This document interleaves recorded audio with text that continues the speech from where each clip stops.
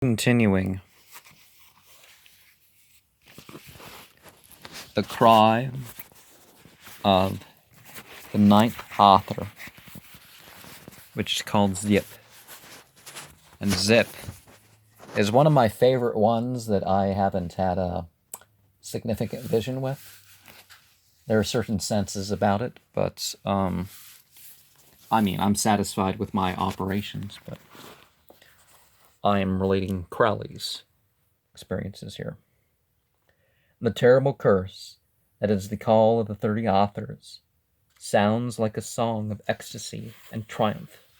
Every phrase in it has a secret meaning of blessing. The shoe stone is a soft, lucent white, on which the rose cross shows a brilliant yet colorless well of light. And now the veil of the stone is rent with a clap of thunder, and I am walking upon a razor edge of light suspended over the abyss, and before me and above me are ranged the terrible armies of the Most High, like unto those in the 11th Aethyr. But there is one that cometh forth to meet me upon the ridge, holding out his arms to me and saying, verse 1, Who is this that cometh forth from the abyss, from the place of rent garments, the habitation of him that is only a name? Who is this that walketh upon a ray of the bright and evening star? The evening star. And the refrain. Glory unto him that is concealed, and glory unto her that beareth the cup, and glory unto the one that is the child and the father of their love. Glory unto the star, and glory unto the snake, and glory unto the swordsman of the sun, and worship and blessing throughout the aeon unto the name of the beast, foursquare, mystic, wonderful. Verse 2. Who is this that travaileth between the hosts, that is poised upon the edge of the Aether by the wings of Mount? Who is this that seeketh the house of the Virgin? 3. This is he that hath given up his name, and this is he whose blood hath been gathered into the cup of Babylon. This is he that sitteth, a little pile of dried dust, in the city of the pyramids. Also, okay, I guess verse 2 through 7 are refrains. Verse 4. Until the light of the Father of all kindle that death, until the breath touch that dry dust, until ibis be revealed unto the crab, and the sixfold star become the radiant triangle. Refrain. Verse 5. Blessed is not I, not thou, not he, blessed without name or number, who hath taken the azure of night and crystallized it into a pure sapphire stone, who hath taken the gold of the sun and beaten it into an infinite ring, and hath set the sapphire therein, and put it upon his finger. Refrain. Verse 6. Open wide your gates, O city of God, for I bring no one with me. Sink your swords and your spears in salutation, for the mother and the babe are my companions. Let the banquet be prepared in the palace of the king's daughter. Let the lights be kindled. Are not we the children of the light? Refrain. Verse 7. For this is the keystone of the palace of the king's daughter, and this is the stone of the philosophers, and this is the stone that is hidden in the walls of the ramparts. Peace, peace, Peace unto him that is thrown therein. Now then we are passed within the lines of the army, and we are come into a palace, of which every stone is a separate jewel, and is set within millions of moons. And this palace is nothing but the body of a woman, proud and delicate, and beyond imagination fair. She is like a child of 12 years old. She has very deep eyelids and long lashes. Her eyes are closed, or nearly closed. It is impossible to say anything about her. She is naked. Her whole body is covered with fine gold hairs that are the electric flames, that are the spears of mighty and terrible angels, whose breastplates are the scales of her skin, and the hair of her head that flows down to her feet is the very light of God himself.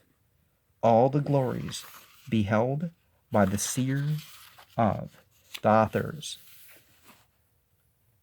In the authors, there is not one which is worthy to be compared with her littlest fingernail.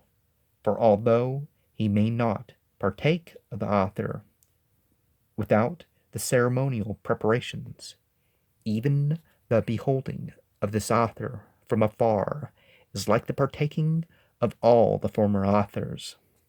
The seer is lost in wonder, which is peace, and the ring of the horizon above her is a company of glorious archangels, with joined hands that stand and sing. This is the daughter of Babylon, the beautiful, that she hath borne unto the Father of all, and unto all hath she borne her.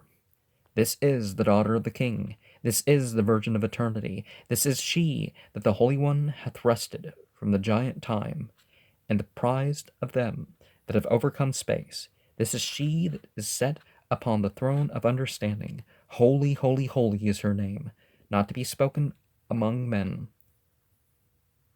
For Korah they have called her, and Malkah, and Betula, and Persephone, and the poets have feigned songs about her, and the prophets have spoken vain things, and the young men have dreamed vain dreams. But this is she, that immaculate, the name of whose name may not be spoken. Thought cannot pierce the glory that defendeth her. Thought is smitten dead before her presence. Memory is blank, and in the most ancient books of magic are neither words to conjure her, nor adorations to praise her. Will bends like a reed in the tempest that sweep the borders of her kingdom, and imagination cannot figure so much as one petal of the lilies whereon she standeth in the lake of crystal, in the sea of glass. This is she that hath bedecked her hair with 7 stars, the 7 breaths of God that move and thrill its excellence, and she hath tied her hair with 7 combs, whereupon are written the 7 secret names of God, that are not known even of the angels, are of the archangels, are of the leader of the armies of the Lord. Holy, holy, holy art thou, and blessed be thy name for ever, unto whom the aeons are but the pulsings of thy blood. I am blind and deaf. My sight and hearing are exhausted. I know only by the sense of touch, and there is a trembling from within me. Images keep arising like clouds or veils, exquisite Chinese ivories and porcelains, and many other things of great and delicate beauty. For such things are informed by her spirit, for they are cast off from her into the world of the Klippoth, are shells of the dead, that is earth. For every world is the shell or excrement of the world above it. I cannot bear the vision. A voice comes, I know not whence. Blessed art thou who hast seen, and yet hast not believed. For therefore is it given unto thee to taste, and smell, and feel, and hear, and know by the inner sense, and by the inmost sense, so that sevenfold is thy rapture. My brain is so exhausted that the fatigue images appear by pure physical reflex action. They are not astral things at all. And now I have conquered the fatigue by will, and by placing the shoe stone upon my forehead, it sends cool electric thrills through my brain, so as to refresh it, and make it capable of more rapture. And now again I behold her. An angel cometh forth, and behind him whirls a black swastika made of fine filaments of light that has been interfered with, and he taketh me aside into a little chamber in one of the 9 towers. This chamber is furnished with maps of many mystical cities. There is a table and a strange lamp that gives light by jetting 4 columns of vortex rings of luminous smoke, and he points to the map of the authors that are arranged as a flaming sword, so that the 30 authors go into the 10 Sephiroth, and the first 9 are infinitely holy. And he says it is written in the book of the law, Wisdom says, be strong, then canst thou bear more joy. If thou drink, drink by the 8 and 90 rules of art, and this shall signify unto thee that thou must undergo great discipline, else the vision were lost or perverted. For these mysteries pertain not unto thy grade. Therefore must thou invoke the highest before thou unveil the shrines thereof. And this shall be thy rule. 1,001 times shalt thou affirm the unity, and bow thyself 1,001 times, and thou shalt recite thrice the call of the author, and all day and night, awake or sleep, shall thy heart be turned as a lotus flower unto the light, and thy body shall be the temple of the rosy cross. Thus shall thy mind be open unto the higher, and then shalt thou be able to conquer the exhaustion. And may it be, find the words, for who shall look upon his face and live? Yea, thou tremblest, but from without, because of the Holy Spirit that is descended into thy heart, and shaketh thee as an aspen in the wind. They also tremble that are without, and they are shaken from without by earthquakes of his judgment. They have set their affections upon the earth, and they have stamped with their feet upon the earth, and cried, It moveth not. Therefore hath the earth opened with strong motion, like the sea, and swallowed them. Yea, she hath opened her womb to them that lusteth after her, and she hath closed herself upon them. There lie they in torment, until her quaking the earth is shattered like brittle glass, and dissolved like salt in the waters of his mercy, so that they are cast upon the air to be blown about therein, like seeds that shall take root in the earth. Yet turn they their afflictions upward to the sun. But thou, be thou eager and vigilant, performing punctually the rule. It is not written, change not so much as the style of a letter. Depart therefore, for the vision of the voice of the 9th Aethyr that is called Zip is past. Then I threw back myself into my body by my will. Bu Sada, December 7th, 1909, 9:30 to 11:10 p.m. Now my stomach's getting all rumbly and all that sort of stuff, but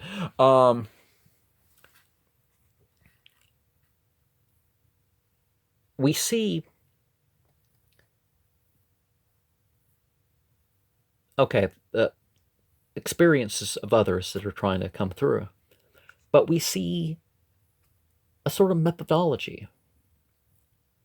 less than looking at this as sort of a hierarchy to look at, we have methods. And the chief method that really works from what we've just gone over is the putting stones upon one's forehead. Now, just like herbs and some other stuff, I have rocks around, whatnot. It doesn't take anything special, even a non-polished rock. Don't put poison on your forehead or something, but putting rocks on your forehead, that works. And I've made comment about these elsewhere. I'm being a bit more scholastic in this series than, you know. But what could that mean? Think about that. Now, back in the day, before the overconsumption of milk and the extra hormones and stuff like this, people didn't hit puberty at that age. Not even females were hitting puberty at that age usually. So it represents one of the things we see represented here, immaculate.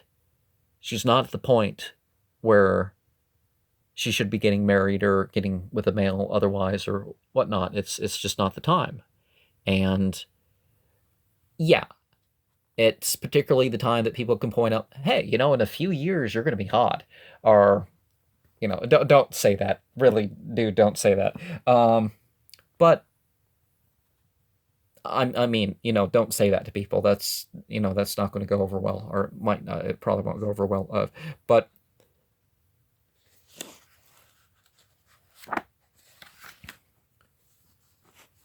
so we see various metaphors of different things, and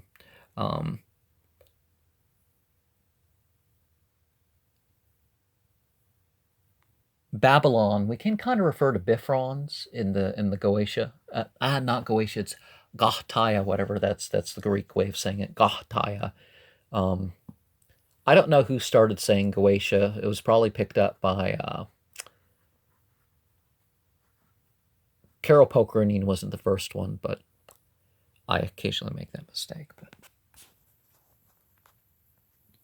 And of course, remember, with all these authors, and through mystical use of accounts like this, it's about your personal apocalypse. It's about your personal unveiling through these layers. Yes, there seems to be not only their connection to anywhere from 21 squares. Well, actually, how many does the... Okay, because you got 1...